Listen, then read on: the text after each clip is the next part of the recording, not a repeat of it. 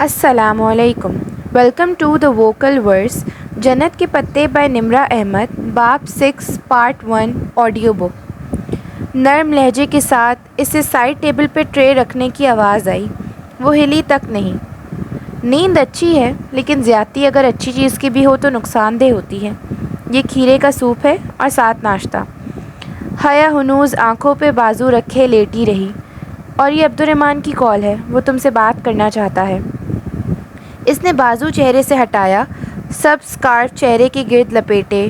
نیچے سرمئی اور گلابی پھولدار اسکرٹ پہ لمبا سفید سویٹر پہنے.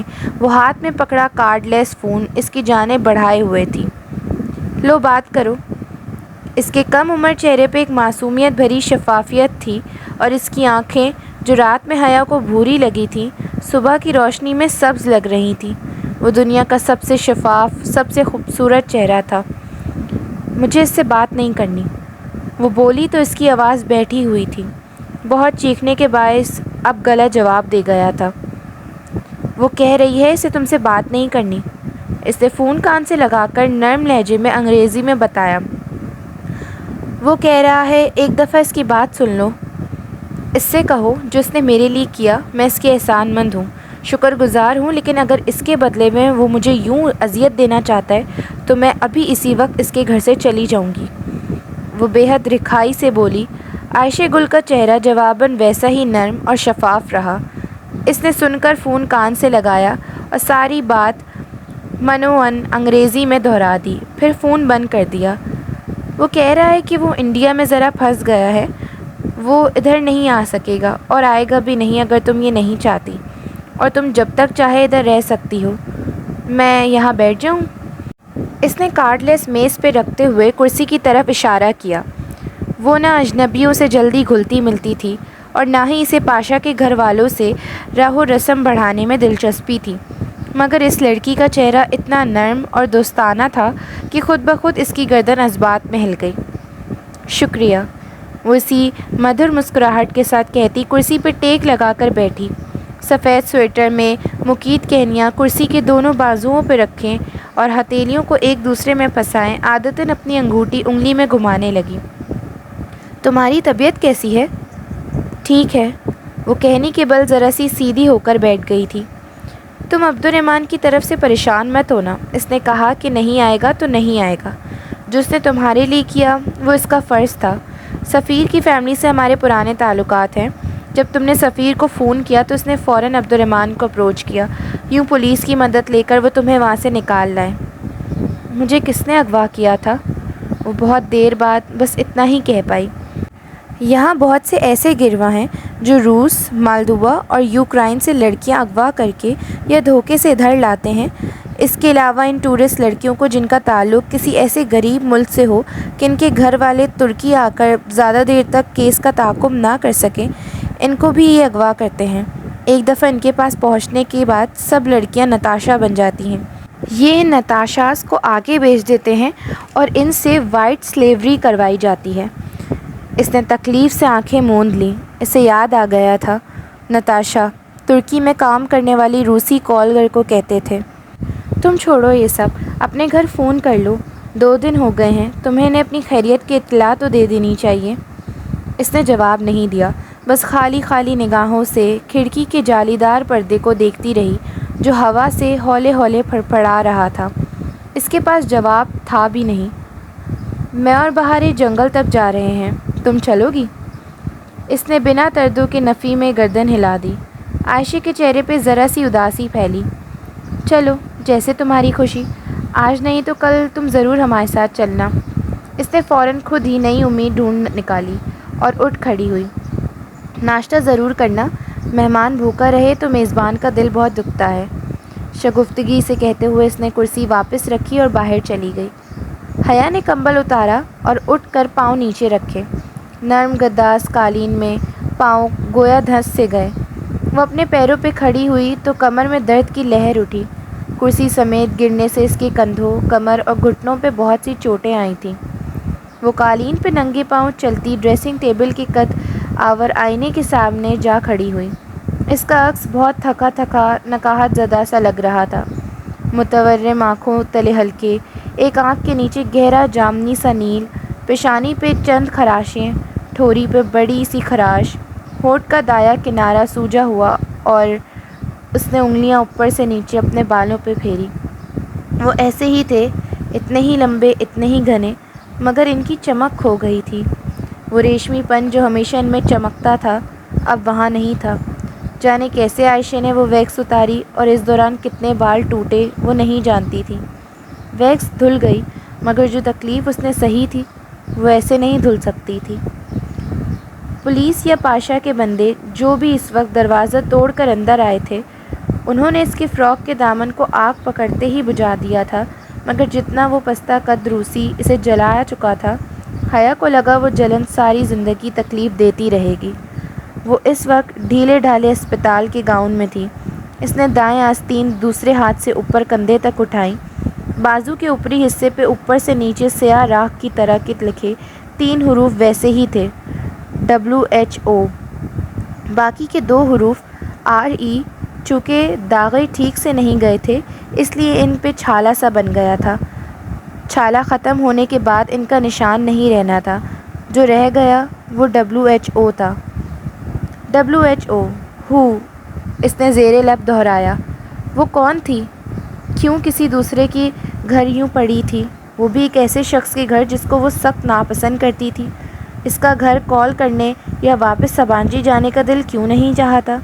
شاید اس لیے کہ اس رات پھپھو اس کا انتظار کر رہی تھی۔ انہوں نے اس کے نہ آنے پہ ان 2 دنوں میں ہر جگہ پتہ کیا ہوگا، اور اب تک پاکستان میں یہ بات پہنچ گئی ہوگی۔ کیا اب وہ کبھی واپس جا سکے گی؟ عزت سے جی سکے گی؟ کسی کو منہ دکھا سکے گی؟ کیا ابا، تایا فرقان اور سائمہ تائی کا سامنا کر سکے گی؟ یا اس نے اپنے ماں باپ کو سارے خاندان میں بے عزت کر دیا تھا؟ کون اس کی دہائی سننے لگا کہ وہ بھاگی نہیں تھی، اغوا ہوئی تھی؟ اس کے خاندان میں اور اس کے ملک میں اغوا ہونے والی لڑکی اور گھر سے بھاگنے والی لڑکی میں کوئی فرق نہیں سمجھا جاتا تھا۔ اسے لگا شریفوں کا مجرا بھرے بازار میں چلا دیا گیا تھا، وہ واقعی بدنام ہو گئی تھی۔ وہ کھڑکی میں آ کھڑی ہوئی اور جالی دار پردہ ہٹایا، پھر کھڑکی کے پٹ کھول دیے۔ سمندر کی سرد برفیلی ہوا اس کے چہرے سے ٹکرائی اور کھلے بال پیچھے کو اڑانے لگی۔ وہ دوسری منزل کی کھڑکی پہ کھڑی تھی۔ نیچے سے اسے باغیچہ نظر آ رہا تھا اور اس کے پار لکڑی کا گیٹ جسے ایک بیتی شام اس نے ہذیانی انداز میں بھاگتے ہوئے پار کیا تھا۔ باغیچے میں ایک خوبصورت شاہانہ سی بگھی کھڑی تھی۔ اس میں ایک چکنا سفید گھوڑا جتا تھا۔ بگھی کے پیچھے ایک لکڑی کا صندوق نصب تھا جس کا ڈھکن کھولے کھڑی عائشہ گھاس سے چیزیں اٹھا کر اس میں رکھ رہی تھی، آرے، کلہاڑے، چاقو اور ایسے کئی اوزار۔ چھوٹی بچی بہارے سرخ چمکتے سیبوں سے بھری ٹوکری لیے بگھی میں اوپر چڑھ رہی تھی۔ اندر بیٹھ کر اس نے ٹوکری گود میں رکھ لی۔ وہ جس حصے میں بیٹھی تھی وہ حیا کے سامنے تھا۔ عائشہ صندوق کا ڈھکن بند کر کے پیچھے سے گھوم کر دوسری طرف آ بیٹھی۔ دفتن بہارے کی نگاہ اوپر کھلی کھڑکی میں کھڑی حیا پہ پڑی۔ حیا؟ اس نے جلدی سے ہاتھ ہلایا۔ اس کے پکارنے پہ اس کی بائیں جانب بیٹھی عائشہ نے آگے ہو کر چہرہ بہارے کے کندھے سے اس طرف نکال کر حیا کو دیکھا اور مسکراتے ہوئے ہاتھ ہلایا۔ وہ مسکرا نہیں سکی، بس تھوڑا سا ہاتھ اٹھا کر واپس گرا دیا۔ دفتن عائشہ نے جھک کر بہارے کے کان میں کچھ کہا تو بچی نے اوہ کہہ کر جلدی سے ٹوکری سے ایک سرخ سیب نکالا اور اسے اپنے فراک سے رگڑا اور کیچ کہتے ہوئے اوپر کی سمت اچھالا۔ لاشعوری طور پہ اس نے ہاتھ بڑھائے مگر اڑ کر آتا سیب اوپر بالکنی کی ریلنگ میں اٹک گیا۔ اوہ نو! بہارے نے مایوسی سے گردن پیچھے کو پھینکی۔ اسی اثنا میں بگھی بان گھوڑے کو چابک مار چکا تھا۔ بگھی گھوڑے کے پیچھے کھنچتی ہوئی گیٹ سے باہر نکل گئی۔ وہ کھڑکی سے ہٹ آئی۔ بہارے کا سیب وہیں ریلنگ گرل کے ڈیزائن میں پھنسا رہ گیا۔ وہ کمرے کا دروازہ کھول کر باہر آئی۔ لکڑی کے فرش کی چمکتی راہداری سنسان پڑی تھی۔ وہ ننگے پاؤں چلتی آگے آئی۔ راہداری کے سرے پہ ایک کمرے کا دروازہ نیمواں تھا۔ اس کے آگے جہاں راہداری ختم ہوتی تھی وہاں ایک گول چکر کھاتا لکڑی کا زینہ تھا جو نیچے لانگ روم سے شروع ہو کر بالائی منزل کی راہداری جہاں وہ کھڑکی تھی سے ہوتا ہوا اوپر تیسری منزل تک جاتا تھا۔ اس نے گردن اٹھا کر اس بلند و بالا سفید محل کو دیکھا۔ اگر کبھی اسے اس محل سے بھاگنا ہو تو سارے چوراستے اسے معلوم ہو اسے اب کسی پہ اعتبار نہیں تھا۔ حیا نے کمرے کا نیم و دروازہ پورا کھول دیا۔ وہ ایک چھوٹا سا اسٹڈی روم تھا جس میں آبنوسی اور صنوبر کی لکڑی کی بک شیلف تھے۔ وہاں بہت سی بیش قیمت کتب سجی تھیں۔ وہ چھوٹے چھوٹے قدم اٹھاتی اندر آئی۔ اسٹڈی کی دیواروں پہ جا بجا بڑے فوٹو فریم نصب تھے۔ وہ ایک ٹرانس کی سی کیفیت میں نے دیکھی گئی۔ وہ سب اس کی تصاویر تھیں۔ کب لی گئیں، کیسے لی گئیں، وہ نہیں جانتی تھی۔ وہ تو بس مبہوت سی انہیں دیکھ رہی تھی۔ مداور بھائی کی مہندی والے روز اپنے گیٹ سے نکل رہی تھی، ایک ہاتھ سے لہنگا ذرا سا اٹھائے، دوسرے سے آنکھ کا کنارہ صاف کرتی ہوئی۔ وہ کار کی فرنٹ سیٹ پہ بیٹھی تھی، ریڈ فراک میں ملبوس، بال کانوں کے پیچھے اڑستی، مضطرب سی کچھ کہتی ہوئی۔ داور بھائی کی شادی کی شام، البتہ ساتھ فرنٹ سیٹ پہ بیٹھا ولید تصویر میں نہیں تھا، اور یہ تصویر جناح سپر کی تھی۔ وہ سر جھکائے، جیکٹ کی جیبوں میں ہاتھ ڈالے اس نیم تاریک چبوترے کے سامنے چل رہی تھی۔ سڑک پہ دکانوں کی زرد روشنیوں کا عکس جھلملا رہا تھا، اور بھی بہت سی تصویریں، بہت سے واقعات۔ وہ ایک دم پلٹی اور بھاگتی ہوئی اپنے کمرے میں چلی گئی۔ ہر سو آگ پھیلی تھی، زرد سرخ لپیٹیں کسی اسد ہیں کہ زبان کی مانند لپک لپک کر اس کی جانب بڑھ رہی تھیں۔ وہ وسط میں کھڑی تھی اور اطراف میں دائرے کی صورت میں الاؤ بھڑک رہا تھا۔ شعلے ہر گزرتے پل بڑھتے جا رہے تھے، ہر گرد دھواں ہوا تھا۔ اس کے سیاہ فراک کا دامن جل رہا تھا، دھواں، سرخ شعلے، ہیراکلیس کی دائمی آگ۔ گرمی کی حدت ناقابل برداشت ہو گئی تھی، وہ بری طرح سے جل رہی تھی۔ پانی، پانی ڈالو میرے اوپر۔ وہ تکیے پہ بند آنکھوں سے گردن ادھر ادھر مارتی ایک جھٹکے سے اٹھ بیٹھی۔ اس کا سارا جسم پسینے میں بھیگا تھا، تنفس تیز تیز چل رہا تھا۔ گرمی، اسے گرمی لگ رہی تھی۔ وہ لحاف پھینک کر تیزی سے باہر بھاگی۔ لکڑی کا گول چکر کھاتا زینہ اس نے دوڑتے قدموں سے عبور کیا اور بنا کسی طرف دیکھے باہر کا دروازہ پار کر گئی۔ باغیچے میں اتر کر وہ گیٹ سے باہر نکل گئی۔ رات ہر سو پھیلی تھی، بارش تڑ تڑ برس رہی تھی۔ سیاہ آسمان پہ کبھی کبھی چمکیلی بجلی نمودار ہوتی تو پل بھر کو سڑک اور سارے بنگلے روشن ہو جاتے، پھر اندھیرا چھا جاتا۔ وہ دونوں بازو سینے پہ لپیٹے اس برستی بارش میں سڑک پہ چلتی جا رہی تھی۔ آسمان کے تھال گویا الٹ گئے تھے، بارش تڑا تڑ گرتی اس کو بھگو رہی تھی۔ اس کا پاؤں کسی پتھر سے ٹکرایا تو اسے ٹھوکر لگی، وہ گھٹنوں کے بل پتھریلی زمین پہ گر گئی۔ ہتھیلیاں چھل گئیں، گھٹنوں پہ بھی خراشیں آئیں۔ اس نے ہتھیلیاں جھاڑتے ہوئے اٹھنا چاہا، کمر میں درد کی شدید لہر اٹھی۔ وہ واپس بیٹھ گئی، گھٹنوں کے بل سڑک کے وسط میں۔ پانی سے اس کا لباس بھیگ چکا تھا، بال موٹی لٹوں کی صورت چہرے کی طرف سے چپک گئے تھے۔ اس کے اندر کی آگ سرد پڑنے لگی تھی، جامنی پڑتے لب کپ کپانے لگے تو وہ اٹھ کھڑی ہوئی۔ کسی معمول کی طرح چلتی ہوئی وہ واپس اس سفید محل تک آئی تھی۔ لانگ روم کی انگیٹھی میں دو لکڑیاں جل رہی تھیں۔ اندھیرے کمرے میں آگ اور اوپر لگے مدھم سے زرد بلب کی روشنی نے عجب فسوں طاری کر رکھا تھا۔ جاتے ہوئے اس نے یہ سب نہیں دیکھا تھا، مگر اب چوکھٹ پہ کھڑی وہ دیکھ رہی تھی۔ عائشہ بڑے صوفے پہ سر جھکائے بیٹھی، سامنے میز پہ رکھے کاغذ پہ پیمانے سے لکیر کھینچ رہی تھی۔ آہٹ پہ اس نے گردن موڑی۔ آؤ بیٹھو، وہ نرمی سے کہتی صوفے کے ایک طرف ہو گئی اور دونوں ہاتھوں سے وہ لمبا سا کاغذ رول کرنے لگی۔ یہ آگ بجھا دو، وہ آتش دان میں بھڑکتے شعلوں کو دیکھتے ہوئے بولی تو اس کی آواز بیوق ادا کی بارش کی طرح گیلی تھی۔ عائشہ بنا تردد کے اٹھی اور آتش دان کے ساتھ لگا سوئچ گھمایا۔ آگ بجھ گئی۔ مصنوعی انگارے سرخ رہ گئے جو دراصل ہیٹر کے راڈ تھے، جس سے بھڑکنے والی آگ اس مصنوعی لکڑیوں کے اوپر یوں ابھرتی گویا اصلی لکڑیاں جل رہی ہوں۔ اب آؤ، اپنی بات دہرا کر عائشہ رول کر کے لپیٹے کاغذ پہ ربر بینڈ چڑھانے لگی۔ وہ میکانیکی انداز میں چلتی آگے آئی اور صوفے کے دوسرے کنارے پہ ٹک گئی۔ اس کی نگاہیں بجھتے انگاروں پہ تھیں جو اپنا سرخ رنگ کھو رہے تھے۔ اپنے گھر فون کر لو، وہ لوگ پریشان ہوں گے۔ مجھے ڈر لگتا ہے، میں سب کو کیسے فیس کروں گی؟ آتش دان پہ جمی اس کی بڑی بڑی آنکھوں میں سراسیمگی تیر رہی تھی۔ جس اللہ نے تمہاری پہلے مدد کی ہے وہ اب بھی کرے گا۔ 3 دن ہو گئے ہیں، اب تک سب کو پتہ چل گیا ہوگا۔ جب تمہارا قصور نہیں ہے تو ڈرو بھی مت، عائشہ نے کارڈ لیس اس کی طرف بڑھایا۔ اگر انہوں نے کوئی غلط بات کی تو میں دوبارہ نہیں کہوں گی، مگر ایک دفعہ کوشش کر لو۔ اس نے کارڈ لیس پکڑتے ہوئے عائشہ کو دیکھا۔ سیاہ اسکارف میں لپٹا اس کا چہرہ مدھم روشنی میں بھی دمک رہا تھا۔ اب اس کی آنکھیں گہری لگ رہی تھیں، سیاہی مائل گہری۔ اس نے وال کلاک کو دیکھا۔ یہاں آدھی رات تھی تو وہاں 9-10 بجے ہوں گے۔ گھر کا نمبر اسے زبانی یاد تھا۔ وہ بھیگی انگلیوں سے بٹن پش کرنے لگی، پھر فون کان سے لگایا۔ عائشہ اپنے پیمانے، پرکار اور پنسل سمیٹ کر چھوٹی تھیلی میں ڈالنے لگی۔ ہیلو، وہ فاطمہ کی آواز تھی۔ ہیلو اماں، میں حیا۔ اس کی آواز میں آنسوؤں کی نمی تھی۔ کیسی ہیں آپ؟ میں ٹھیک ہوں، سوری بیٹا میں تمہیں اتنے دن فون ہی نہیں کر سکی۔ اصل میں مہوش کی دعوتیں ہو رہی ہیں، آج کل پوری فیملی میں کبھی کدھر تو کبھی کدھر، اتنی مصروف رہی ہوں کہ روز فون کرنا ہی رہ جاتا ہے۔ ابا کدھر؟ اس سے بولا نہیں جا رہا تھا۔ وہی سامنے ہی بیٹھے ہیں، کراچی گئے تھے، آج ہی واپس ہوئی ہے۔ اماں اور بھی بہت کچھ کہہ رہی تھیں۔ اس کے سینے میں اٹکی سانسیں بالآخر بحال ہوئیں۔ دکھتے سر میں درد ذرا کم ہوا، کسی کو پتہ نہیں چلا تھا۔ اماں سے پھپھو کا نمبر لے کر اس نے انہیں کال کی۔ اچھی بھتیجی ہو تم بھی، کھانا کھا کر کہہ کر غائب سی ہو گئی۔ میں پہلے تو اتنی پریشان رہی، سمجھ میں نہیں آیا کہ کیا کروں۔ جہان کو پوری رات سخت بخار رہا، اس کو بھی نہیں اٹھا سکتی تھی۔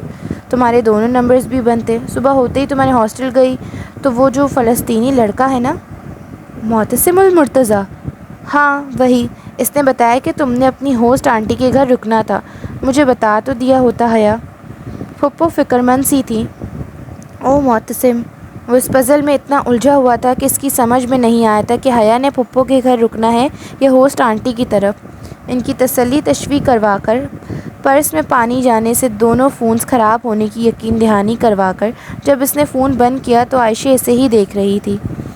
میں نے کہا تھا نا، سب ٹھیک ہو جائے گا۔ اب تم آرام سے ڈھیر سارے دن ہمارے ساتھ رہو، کل ہم تمہیں اپنے ساتھ جنگل لے جائیں گے، چلو گی نا؟ ہاں چلوں گی۔ وہ ذرا سا مسکرائی۔ اس کے بالوں کے سروں سے قطرے ابھی تک ٹپک رہے تھے۔ آنکھ سے مت ڈرا کرو، آنکھ سے اسے ڈرنا چاہیے جس کے پاس اللہ کو دکھانے کے لیے کوئی اچھا عمل نہ ہو۔ تم تو اتنی اچھی لڑکی ہو، تم کیوں ڈرتی ہو؟ اس نے ویران نگاہوں سے عائشہ کا چہرہ دیکھا۔ ذہن کے پردے پہ ایک ویڈیو لہرائی تھی اور اس کے نیچے لکھے کمنٹس۔ میں اچھی لڑکی نہیں ہوں، کوئی لڑکی بری نہیں ہوتی، بس اس سے کبھی کبھی کچھ برا ہو جاتا ہے، اور تم سے بہت کچھ اچھا بھی تو ہوا ہے نا۔ تم نے ایک امیر اور طاقتور شخص کے لیے اپنے شوہر کو نہیں چھوڑا، تم نے وفا نبھائی، اس سے بڑی اچھائی کیا ہوگی؟ میری دنیا تمہاری دنیا سے بہت مختلف ہے عائشہ، ہم میں بہت فرق ہے۔ چلو پھر تم ڈھیر سارے دن میری دنیا میں رہو اور پھر تم مجھے بتانا کہ امید اور انجام کے اعتبار سے کس کی دنیا زیادہ اچھی ہے۔ ساتھ ہی اس نے مسکرا کر نرمی سے حیا کا ہاتھ دبایا۔ تم کون ہو عائشہ؟ میرا مطلب ہے تمہارا، اس نے فکرہ ادھورا چھوڑ دیا۔ میں اس گھر کی مالکن ہوں۔ بہارے میری بہن ہے اور آنے میری دادی کی سگی بہن ہے۔ آنے ترک ہیں مگر اس کا شوہر انڈین تھا۔ آنے عبد الرحمن پاشا کی ماں؟ ہاں وہی، مگر ہم آنے کو آنے کہتے ہیں، دادی وغیرہ نہیں۔ تو عبد الرحمن تمہارا چچا لگا، وہ سوچ سوچ کر کہہ رہی تھی۔ جواباً وہ سادگی سے مسکرائی۔ چچا باپ کا سگا بھائی ہوتا ہے، اس لحاظ سے وہ میرا اور بہارے کا چچا ہے، نہ ہی محرم۔ خیر اب تم سو جاؤ، صبح ملتے ہیں۔ وہ سر ہلا کر اٹھ کھڑی ہوئی، اسے واقعی نیند کی ضرورت تھی۔ عائشہ گل نے کہا تھا کہ سفید محل کی مالکن وہ ہے، اس لیے وہ ادھر رک گئی تھی۔ ذہنی اور جسمانی طور پر وہ قطعاً اتنی صحتیاب نہیں تھی کہ وہ واپس جاتی۔ ابھی وہ اکیلی نہیں رہنا چاہتی تھی، اسے کوئی سہارا چاہیے تھا، اور اس نے ان 3 عورتوں کو اپنا سہارا بنا لیا۔ آنے آج کل استنبول گئی ہوئی تھیں اور پیچھے گھر میں صرف وہ دونوں بہنیں اس کے ساتھ تھیں۔ صبح اس نے عائشہ کا لایا ہوا لباس زیب تن کیا، پوری آستینوں والی پاؤں کو چھوتی آف وائٹ میکسی جس کا گلا گردن تک بند تھا اور جگہ جگہ سفید ننھے ننھے موتی لگی تھے۔ بال چہرے کی ایک طرف ڈالے، وہ دونوں پہلوؤں سے میکسی ذرا سی اٹھائے لکڑی کے زینے اتر رہی تھی۔ جب اس نے عائشہ کی آواز سنی، وہ نیچے اپنے بیڈ روم کے ادھ کھلے دروازے سے کمبل تہہ کرتے ہوئے بہارے کو آوازیں دیتی نظر آ رہی تھی۔ بہارے گل، اٹھ جاؤ، اور کتنا سوگی؟ فیروزی اسکارف اور اسکرٹ بلاؤز پہ لمبا سویٹر پہنے وہ باہر جانے کے لیے تیار تھی۔ بس 5 منٹ اور عائشہ گل، کمبل سے بہارے کی آواز آئی۔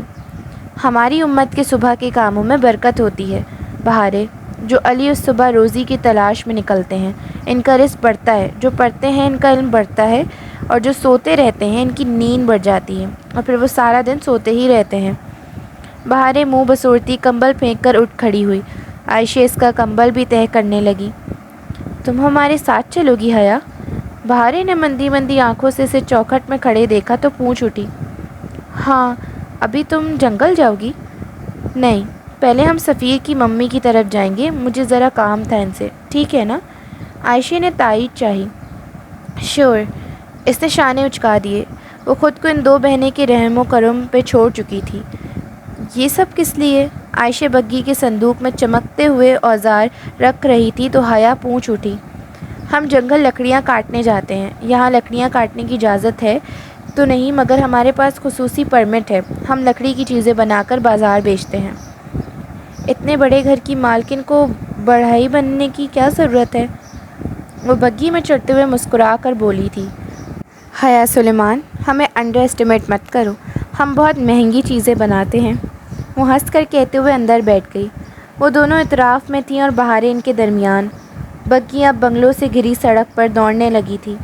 گھوڑے کی ٹاپوں کی آواز سارے ماحول میں گونج رہی تھی۔ عثمان انکل کا گھر کہاں ہے؟ وہی مسجد کے پاس۔ تم نے ہماری مسجد دیکھی ہے نا؟ وہاں تم ایک دفعہ آئی تھی۔ ہاں مجھے یاد ہے، میں نے تب تم دونوں کو دیکھا تھا۔ وہ ہوا سے اڑتے بالوں کو سمیٹتے ہوئے بولی تھی۔ بہارے کے چہرے پر بار بار اس کے بال اڑ کر آ رہے تھے، مگر بہارے برا مانے بغیر اپنی گلابی بڑے سے پرس کو سینے سے لگائے خاموش سی بیٹھی تھی۔ اس کے گھنگرالے بھورے بال پونی میں بندھے تھے۔ تمہارے ساتھ اس دن کوئی تھا؟ عائشہ نے آنکھیں بند کر کے لمحے بھر کو جیسے یاد کیا۔ فیروزی اسکارف میں اس کی بھوری سبز آنکھیں اب نیلی سبز لگ رہی تھیں۔ ہاں، وہ میرا کزن ہے، اور شوہر بھی۔ اچھا تھا؟ عائشہ مسکرا دی۔ وہ بھی جواباً سا مسکرائی۔ اسی پل اسے وہ شخص بہت یاد آیا تھا۔ شیخ عثمان شبیر کا بنگلہ بیوک ادا کے دوسرے بنگلوں کی نسبت ذرا سادہ تھا۔ ایک بڑے کمرے میں جہاں فرشی نشست تھی، حلیمہ آنٹی ان کا انتظار کر رہی تھی۔ وہ بہت ملنسار، بہت خوبصورت خاتون تھی۔ شلوار قمیص پہ بڑا سا دوپٹہ چہرے کے گرد لپیٹے وہ پہلی ہی نظر میں اسے بہت اچھی لگی تھی۔ یہ حیا ہے، میں نے بتایا تھا نا؟ عائشہ قالین پہ ان کے سامنے 2 زانوں ہو کر بیٹھ گئی۔ دونوں کے درمیان ایک چھوٹی میز تھی جس پہ عائشہ نے اپنا ہاتھ رکھ دیا۔ حیا اور بہارے ایک طرف بیٹھ گئیں۔ میں جانتی ہوں، مجھے اچھا لگا کہ تم حیا کو ساتھ لائی ہو۔ وہ مسکرا کر عائشہ کے ہاتھ کی پشت پہ اسپرے کر رہی تھی۔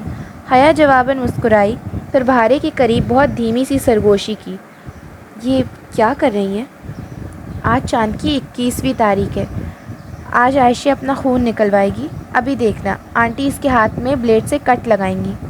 اس نے بے یقینی سے بہارے کو دیکھا اور پھر قدرے فاصلے پر بیٹھی عائشہ اور حلیمہ آنٹی کو۔ وہ اس کے ہاتھ کی پشت پہ کچھ لگا رہی تھی۔ عائشہ کی اس جانب کمر تھی، سو وہ ٹھیک سے دیکھ نہیں سکتی تھی کہ وہ کیا کر رہی ہے۔ قریباً 10 منٹ بعد عائشہ اٹھی تو اس کے ہاتھ کی پشت پہ ایک گول سرخ نشان سا بنا تھا۔ وہ یکٹک اس کے ہاتھ کو دیکھی گئی۔ یہ کیا؟ اس نے ناسمجھی سے عائشہ کو دیکھا۔ بہت عرصہ ہو گیا میں نے کیوپنگ سینگنی لگوانا نہیں کروائی تھی، سوچا آج کروا لوں۔ تم نے کبھی کروائی ہے یہ تھراپی؟ اس نے نفی میں سر ہلاتے ہوئے لاشعوری طور پہ اپنا ہاتھ پیچھے کر لیا۔ تم کیوں کرواتی ہو یہ؟ وہ ابھی تک دزدیدہ نگاہوں سے عائشہ کے ہاتھ کو دیکھ رہی تھی۔ میں یہ اس لیے کرواتی ہوں کیونکہ جب رسول اللہ صلی اللہ علیہ وآلہ وسلم معراج پر گئے تھے تو ادھر فرشتوں نے ہماری امت کے لیے جو بہت پرزور تاکید کی تھی وہ کیوپنگ کروانے کی تھی۔ اللہ نے اس میں بڑا سکون رکھا ہے۔ تم آنٹی سے باتیں کرو، تب تک میں اور بہارے گل باہر باغ سے پھول توڑ لیں۔ وہ دونوں باہر چلی گئیں تو وہ قدرے ہچکچاتے ہوئے اٹھ کر ان کے سامنے آ بیٹھی۔ انہوں نے نرمی سے مسکرا کر اسے دیکھتے ہوئے ہاتھ بڑھایا تو بلا ارادہ حیا نے اپنا ہاتھ ان کے ہاتھ میں دے دیا۔ تب اسے محسوس ہوا کہ انہوں نے شفاف پتلا دستانہ پہن رکھا تھا۔ تم اچھا محسوس کرو گی، یہ تمہاری اداسی لے جائے گا۔ مجھے نہیں لگتا کہ میری اداسی ان چیزوں سے دور ہو سکتی ہے۔ وہ ان کے ہاتھ میں دیے اپنے ہاتھ کو دیکھ رہی تھی جس کی پشت پہ وہ کوئی اسپرے کر رہی تھی۔ وہ کیوں؟ میری زندگی بہت پیچیدہ اور مسئلوں سے بھری ہے، اس نے اداسی سے کہتے ہوئے نفی میں سر جھٹکا۔ کھڑکی سے چھن کر آتی صبح کی روشنی اس کے چہرے پر پڑے نیلوں کو واضح کر رہی تھی۔ میری بیسٹ فرینڈ میرے سامنے دم توڑ گئی اور میں کچھ نہیں کر سکی۔ میں نے بہت دعا کی تھی حلیمہ آنٹی، مگر وہ پھر بھی مجھے چھوڑ کر چلی گئی۔ وہ نہ مرتی تو کل کو تم خود ہی اسے چھوڑ جاتی۔ بعض چیزیں ہمیں ناگوار لگتی ہیں مگر وہ ہمارے لیے اچھی ہوتی ہیں۔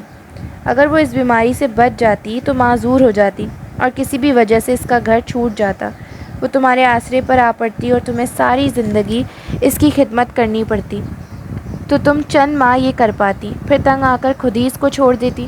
بعض دفعہ موت میں بھی ایک ریلیف ہوتا ہے۔ وہ اس کے ہاتھ کی پشت پہ زیتون کا تیل ملتے ہوئے کہہ رہی تھی، مگر میں نے اسے اللہ سے ویسے ہی مانگا تھا جیسی وہ تھی۔ وہ تمہیں اگلے جہاں میں اسے ویسا ہی واپس کر دے گا اور وہیں تم دونوں کے لیے بہتر ہوگا۔ وہ رسان سے کہتے ہوئے اب ایک شیشے کا کپ جس کے پیندے پہ کوئی آلہ لگا تھا الٹا کر کے اس کی ہتھیلی کی پشت پہ رکھ رہی تھی۔ مگر میں اس غم کا کیا کروں جو میرے اندر سلگ رہا ہے؟ غم؟ سر جھکائے الٹے رکھے کپ کو دباتے ہوئے انہوں نے نفی میں گردن ہلائی۔ ہم مرنے والے کے لیے تھوڑی روتے ہیں بچے، مرنے والے کے لیے کوئی بھی نہیں روتا، ہم سب تو اپنے نقصان پہ روتے ہیں۔ ہمارا غم تو بس یہی ہوتا ہے کہ وہ ہمیں اکیلا چھوڑ کر چلا گیا۔ وہ ڈبڈبائی آنکھوں سے انہیں دیکھے گئی، اسے اپنے ہاتھ پہ کپ کا دباؤ محسوس نہیں ہو رہا تھا۔ وہ چند لمحے کے لیے ہر شے سے دور چلی گئی تھی۔ میری زندگی میں اتنے مسئلے کیوں ہیں حلیمہ آنٹی؟ تمہیں لگتا ہے حیا کہ صرف تمہاری زندگی میں مسئلے ہیں، باقی سب خوش و خرم زندگی گزار رہے ہیں؟ نہیں بچے، یہاں تو ہر شخص دکھی ہے، ہر ایک کا دل ٹوٹا ہوا ہے، سب کو کسی ایک چیز کی طلب ہے، کسی کو مال چاہیے، کسی کو اولاد، کسی کو صحت تو کسی کو رتبہ، کوئی ایک محبوب شخص یا کوئی ایک محبوب چیز۔ بس یہی ایک مسئلہ ہے ہماری زندگی میں، ہم سب کو ایک شے کی تمنا ہے، وہی ہماری دعاؤں کا موضوع ہوتی ہے اور وہ ہمیں نہیں مل رہی ہوتی۔ وہی چیز ہمارے آس پاس کے لوگوں کو بے حد آسانی سے مل جاتی ہے اور ہم ان پہ رشک کرتے رہ جاتے ہیں، یہ جانے بغیر کہ ان لوگوں کی خاص تمنا وہ چیز ہے ہی نہیں، وہ تو کسی اور چیز کے لیے دعا کرتے رہتے ہیں۔ یوں ہم اس ایک شے کے لیے اتنا روتے ہیں کہ وہ ہماری زندگی پہ حاوی ہو جاتی ہے اور یہ شے وقت گزرنے کے ساتھ ساتھ بدلتی رہتی ہے۔ تم مجھے ایک بات بتاؤ، تمہاری زندگی میں بہت سے مسئلے آئے ہوں گے، لمحے بھر کو اپنے سارے مسئلے یاد کرو۔ اس نے آنکھیں بند کر لیں۔ وہ اب کپ ہٹا کر اس گول نشان کے اندر موجود جلد میں نشتر کی سوئی سے کٹ لگا رہی تھی۔ اسے تکلیف نہیں ہوئی، وہ کچھ اور یاد کر رہی تھی۔ سفید پھول، شریفوں کا مجرا کی ویڈیو، ارم کے رشتے کے لیے آئے لڑکے کا انہیں پہچان جانا، ولید کی بدتمیزی، ترکی کا ویزا نہ ملنا، پھر یہاں آ کر پھولوں کا سلسلہ، اس کا بیوہ ادا میں قید ہو جانا، پھر اس کا اغوا اور آگ کا وہ بھڑکتا الاؤ۔ اس نے آنکھیں کھول دیں۔ اس کی ہتھیلی کی پشت پہ خون کے ننھے ننھے قطرے نمودار ہو رہے تھے۔ حلیمہ آنٹی نے کپ واپس ہتھیلی پر رکھ کر دباتے ہوئے اس کو دیکھا۔ اب بتاؤ ان مسئلوں کا کیا بنا؟ کیا بنا؟ وہ غائب دماغی سے کپ کو دیکھ رہی تھی۔ اوپر لگا سکر اندر سے خون کھینچ رہا تھا، شیشے کا کپ سرخ ہونے لگا تھا۔ میں تمہیں بتاؤں ان مسئلوں کا کیا بنا؟ وہ مسئلے حل ہو گئے، سارے مسئلے ایک ایک کر کے حل ہوتے گئے، مگر نئے مسئلوں نے تمہیں اتنا الجھا دیا کہ تمہارے پاس ان بھولے بسرے مسئلوں سے نکلنے پہ اللہ کا شکر ادا کرنے کا وقت ہی نہیں رہا۔ وہ بے یقینی سے انہیں دیکھ رہی تھی۔ واقعی اس کے وہ سارے مسئلے تو حل ہو گئے تھے، اس نے کبھی سوچا ہی نہیں۔ ہر شخص کی زندگی میں ایک ایسا لمحہ ضرور آتا ہے جب وہ تباہی کے دہانے پہ کھڑا ہوتا ہے اور اس کے راز کھلنے والے ہوتے ہیں، اور اس وقت جب وہ خوف کے کوہ طور تلے کھڑا کپا رہا ہوتا ہے تو اللہ اسے بچا لیتا ہے۔ یہ اللہ تعالیٰ کا احسان ہے اور اسے اپنا ایک ایک احسان یاد ہے، ہم بھول جاتے ہیں، وہ نہیں بھولتا۔ تم اپنے حل ہوئے مسئلوں کے لیے اس کا شکر ادا کیا کرو۔ جو ساری زندگی تمہارے مسئلے حل کرتا آیا ہے وہ آگے بھی کر دے گا۔ تم وہی کرو جو وہ کہتا ہے، پھر وہ وہی کرے گا جو تم کہتی ہو، پھر جن کے لیے تم روتی ہو وہ تمہارے لیے روئیں گے، مگر تب تمہیں فرق نہیں پڑے گا۔ کپ کپ کا شیشہ سرخ ہو چکا تھا، اس میں اوپر تک خون بھرتا جا رہا تھا۔ میرا لائف سٹائل بہت مختلف ہے، میں ان چیزوں سے خود کو ریلیٹ نہیں کر پاتی۔ لمبی لمبی نمازیں، تسبیحات، یہ سب نہیں ہوتا مجھ سے۔ میں زبان پہ آئے طنز کو نہیں روک سکتی، میں عائشہ گل کی طرح کبھی نہیں بن سکتی۔ میں ان چیزوں سے بہت دور آ گئی ہوں۔ دور ہمیشہ ہم ہوتے ہیں، اللہ وہیں ہے جہاں پہلے تھا۔ فاصلہ ہم پیدا کرتے ہیں اور اس کو مٹانا بھی ہمیں ہوتا ہے۔ انہوں نے خون سے بھرا کپ سیدھا کر کے ایک طرف رکھا اور ٹشو سے اس کا ہاتھ صاف کیا۔ ہاتھ کی پشت پہ گول دائرے میں جگہ خاصی اونچی ابھر گئی تھی، کسی بیک شدہ کیک کی طرح جس کا درمیان کناروں سے زیادہ اونچا ابھر جاتا ہے۔ حلیمہ آنٹی، کیا میرے سارے مسئلے حل ہو جائیں گے؟ پہلے جس نے حل کیے تھے وہ اب بھی حل کر دے گا؟ حیا، لوگ کہتے ہیں کہ زندگی میں یہ ضروری ہے اور وہ ضروری ہے۔ میں تمہیں بتاؤں، زندگی میں کچھ بھی ضروری نہیں ہوتا، نہ مال، نہ اولاد، نہ رتبہ، نہ لوگوں کی محبت۔ بس آپ ہونے چاہیے اور آپ کا اللہ تعالیٰ سے ایک ہر پل بڑھتا تعلق ہونا چاہیے۔ باقی یہ مسئلے تو بادل کی طرح ہوتے ہیں۔ جہاز کی کھڑکی سے کبھی نیچے تیرتا کوئی بادل دیکھا ہے؟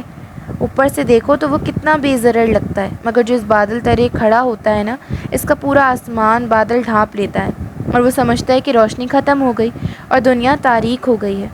غم بھی ایسے ہوتے ہیں، جب زندگی پہ چھا جاتے ہیں تو سب تاریک لگتا ہے، لیکن اگر تم اس زمین سے اوپر اٹھ کر آسمانوں سے پورا منظر دیکھو نا، تم جانو گی کہ یہ ایک ننھا سا ٹکڑا ہے جو ابھی ہٹ جائے گا۔